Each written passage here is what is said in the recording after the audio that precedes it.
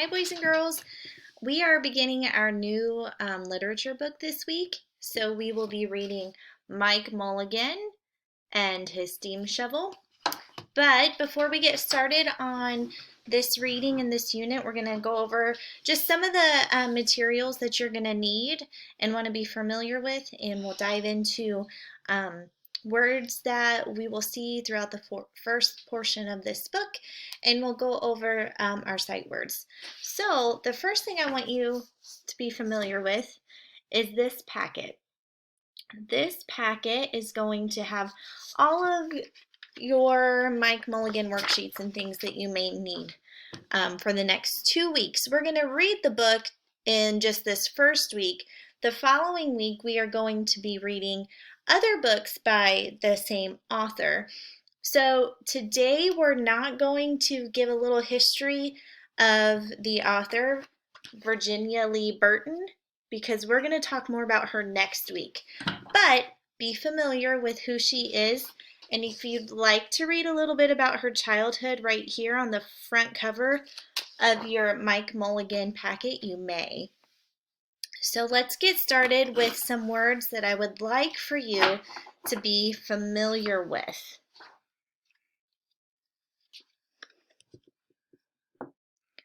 Okay, so it's probably hard to tell what this kiddo is doing here, but he is sanding his race car. So it looks like he's going to be having a derby race, and he is sanding that out. So if you're sanding, you want the surface of that wood to be what? Yeah, smooth. So our word is smoothed. We have our ed ending, our th phonogram, our double O's, and our blend at the beginning. Smoothed. Here you see a bunch of what?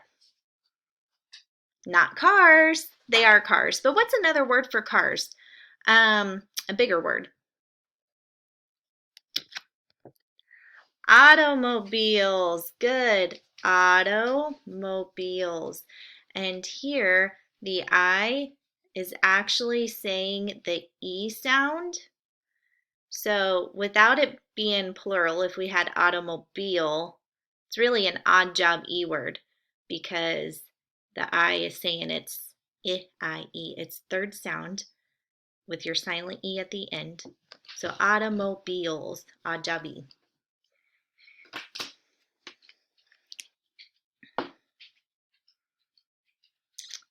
Money, not money. What kind of money?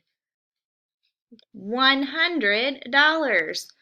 So we're going to see the word hundred. Hundred. Another ed ending in our story today. Who's on the $100 bill? Do you recognize that face? Benjamin Franklin. This. Yeah, this is going to be a really important word in our book. This is a steam shovel. Steam shovel.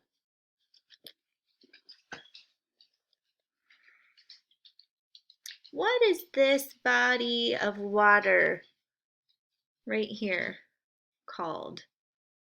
As it paves its way through land, and there's going to be a big body of water on each end. Do you know what that is called? Canal. Canals. Very good. And what are those roads called? You can drive faster on them. They're wider usually. Highways. You got your three-letter I. Notice the AY phonogram. Highways. So these are some words that we're going to pay special attention to and we'll come across in this first section of the book. If you pull out your Mike Mulligan sight words, this is your first set of sight words, and we'll just read through these together. So our first word, hundred. Underline the phonogram you see. Ed-d-t. Good. Hundred. Okay, this next word is a big word. Let's try to break it up and see what we can find. Before we break it up though, go ahead and underline any phonograms you see. I'm going to circle the blend at the beginning because that's going to help, okay? So I'm going to start here. And what do I, with my, can you see there? A. The AI is saying it's A sound. Our GH is actually going to be silent, which the GH often is silent when they're together. So we have straight, straight, or you could break it down here. And you have your 10, so you have straightened, straightened. Very good. So let's do that again. Straightened, straightened. 100, straighten. Do you remember this from our words I showed you, the pictures? Good, automobiles. Again, remember that this is kind of an odd job E word. The E is not making the I say its name because the I is saying its third sound. We have our phonogram here. Automobiles. Good. Our next word. I'm going to clap it out. What do you see here? Gas. O. Lean. Another odd job E here because the I is saying its third sound. Gasoline. Okay, underneath. Electric. No phonograms in this word, huh? Electric. So we have our second sound E there. Electric. Very good. Over here, back up to the top. Do you see any phonograms? Good. IE, we got our E sound. Diesel. Diesel. Underneath that, we have airports. Airports. Good. O-R. Down here. County. County. What sound is that Y making? Yeah, I-E. Fourth sound.